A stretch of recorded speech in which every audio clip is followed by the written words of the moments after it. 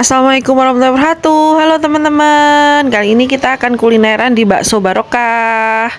Nah, ini dia ya, tempatnya ada di Jalan Ronggo Warsito Ngawi, yaitu arah ke RSUD Ngawi. Untuk menunya yaitu ada bakso dan mie ayam ya.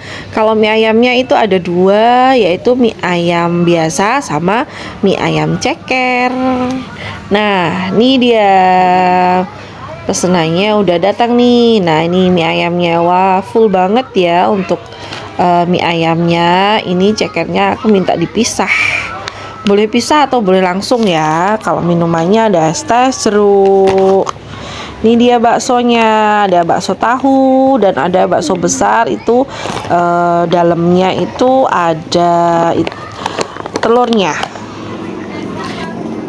Bukanya setiap hari ya, dari mulai jam 8 sampai sekitar jam 3.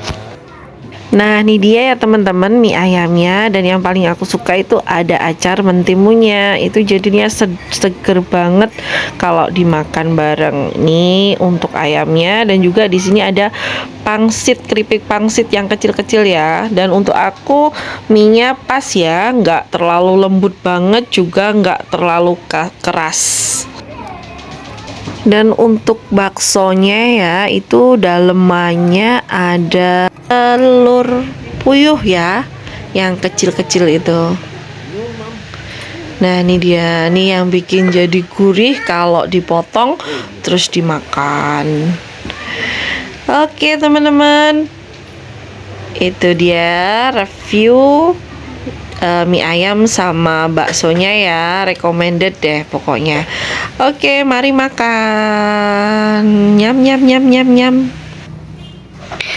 Oke, dan yang lebih uniknya lagi di sini jual pentol kuah ya. Jadi habis makan bakso kita bisa jajan pentol kuah, bisa 2.000, 3.000, 5.000 sesuai kita mau beli berapa. Nah, ini dia pentolnya kecil-kecil, mantep deh pokoknya.